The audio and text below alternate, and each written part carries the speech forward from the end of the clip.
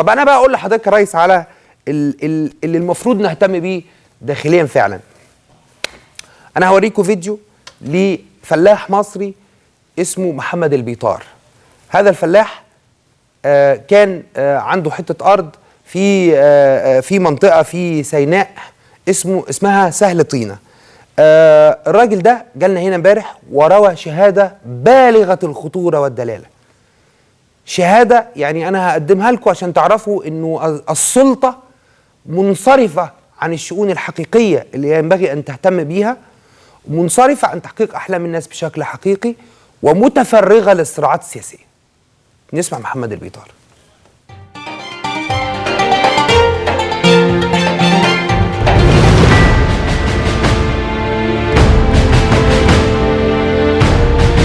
مشكلتنا ان احنا واخدين ارض في شمال سيناء، واصبحت المسألة الامنية هذه الايام بعد الثورة في غاية الخطورة. كل يوم بيتخطف مننا ناس. لو ضربت مثال، الجانب الجنوبي مني اتخطف من عليه نفرين، راحت عربياتهم واتضربوا بالنار.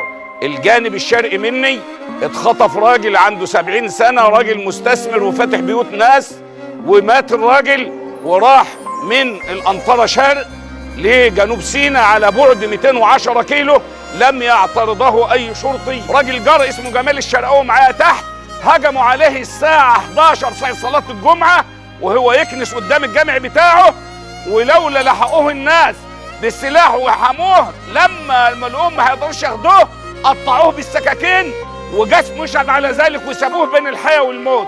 لو انتقلنا للجنب الغربي بالحدود بتاعتي لنجد أن هناك راجل يتكتف من وسط العمال بتاعه ويتاخد بضرب النار ويروح يترمى في مكان ما حتى يدفع دية 200,000 جنيه.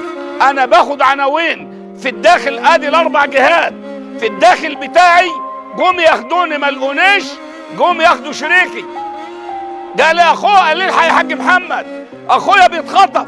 دورت ضرب النار علني اكرشهم، والعربيه جايه عليه معديه بيني وبين كام متر، ولكن ابتغاء قول الله ان لئن بسطت يدك الي لتقتلني ما انا بباسط يدي لاقتلك اني اخاف الله رب العالمين. وكان في ايدي ان انا لو وطيت ايدي بالضرب اعدمت العربيه واللي فيه، ولكن هذا من فضل الله عليه ان انا ما عملتش كده. اصبحت اذا كان يدور حول الموت كل ساعه، اصبحت بشتغل البندقيه وانا بحلب الجاموسي، بشتغل البندقيه وانا راكب الجرار بحرط الارض، اصبحت بشيل البندقيه وانا داخل الحمام.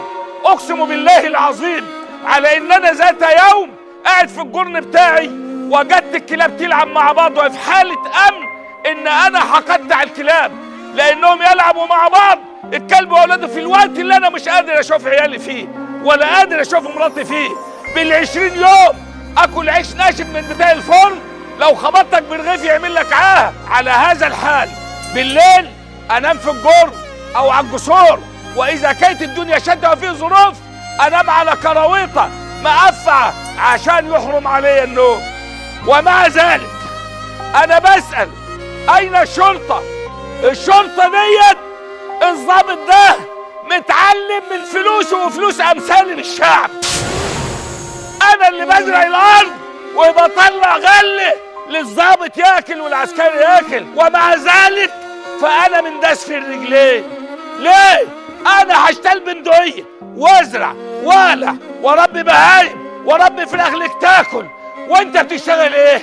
عندي اسم شرطه، وده مشروع كبير 420,000 فدان، فيه اسم شرطه، فيه 3-4 عساكر ومأمور وظابط ما بيخرجوش من الاسم ولا يستنجر يخرجوا من الاسم. مشروع كبير عليه محطه رفع ومن الشرق التفريعه اللي بتسمعوا عليه ما فيش فيها امن.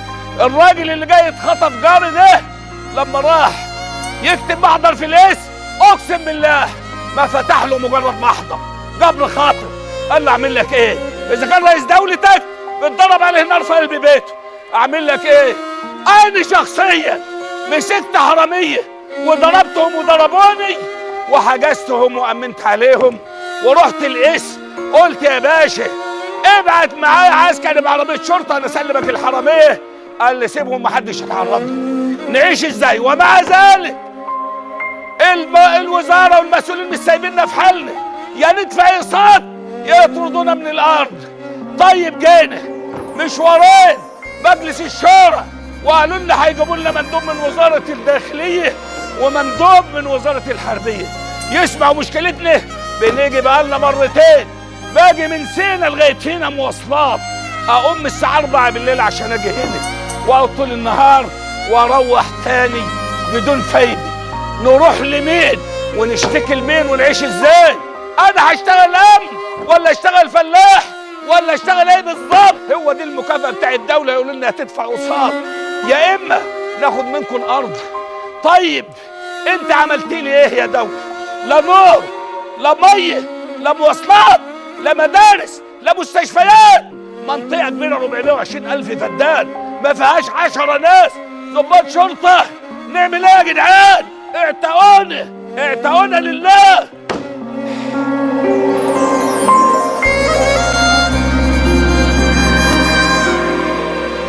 الفلاح ده يا اخي امتى هتردوا له اعتباره يا جدعان؟ امتى يا جدعان هتحفظوا للفلاح حقه وتحفظوا له وجهه؟ الفلاح اللي عايزك تساعده تحميه. هو انا طالب منك ايه يا امن؟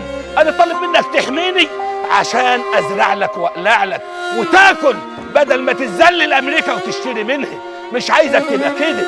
ما انت اخويا، ما هو احنا عيله واحده، انت ظابط وده دكتور وده مهندس وده فلك، بنكمل بعض. اذا انت تخليت عن واجبك كامن، انا اعمل ايه؟ اشتغل ازاي؟ اتصرف ازاي؟ اروح فين واجي منين؟ احنا يا جدعان قسما بالله العظيم لو رحنا السجون الا امن لنا، لان انا في السجن محدش هيخطفني، محدش هيخطف بنتي، هبقى في السجن امن مطمئن. انما انا في خارج السجن انا في غايه الخطوره. احنا مش طالبين الامن بس ونتغاضى عن الصحه ونتغاضى، عايزين الامن يا جدعان، الامن اللي اتبنى عليه مصر بلد يوسف.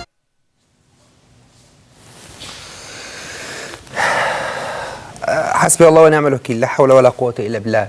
يعني الناس بتشتكي، الراجل بيزرع في أرض مساحتها 420 فدان، وطبعا يعني كلامه مؤثر جدا. وأنا الحقيقة بعتذر لهذا الرجل الحاج محمد البيطار اللي جالنا هنا امبارح، وللأسف كان بعد وقت البرنامج. لو كان وقت البرنامج كان يسمح كنا يعني هنديله فترة أكبر، بس فكرنا إن احنا نسجل معاه علشان يعني قصته دي قصة يعني احنا بنهديها للرئيس الدكتور محمد مرسي، وبنهديها للسيد وزير الداخلية، واللي بنهديها للدكتور هشام أنديل رئيس الوزراء. انه الامن المنشغل الان بالنشاط السياسي بنفس خطيئة مبارك، الامن اللي متفرغ لحماية مقرات حزبية وسياسية، والامن اللي متفرغ لمعركة سياسية للسلطة، هو نفسه الامن اللي بيشتكي منه الحاج محمد البيطار، انه لما مسك حرامية وراح يسلمهم الاسم قالوا له ما نقدرش نعمل لك حاجة. الحاج محمد البيطار اللي بيحقد على الكلاب لأنها بتلعب آمنة فيما هو لا يستطيع أن يزرع أرضه آمنا. هي دي القضايا الرئيسية يا سيادة الرئيس، مش قضية التمكين ولا قضية الصراع مع بلدان أخرى ولا قضية العنترية السياسية اللي مش هتودينا غير في مأساة أخرى هنعيشها. أنا يعني مش عارف، أنا طبعا إن شاء الله هنذيع في آخر الحلقة مرة تانية الحاج محمد البيطار ونذيع قصته مرة تانية ونحاول إن احنا نتابع معاه. لكن والله هي دي القضايا الرئيسية يا دكتور مرسي اللي المفروض حضرتك تهتم بيها أكتر بكتير من الصراعات السياسية اللي حضرتك مغرق نفسك وحلفائك وشركائك ومستشاريك مغرقنا كلنا معاهم في هذا الأمر.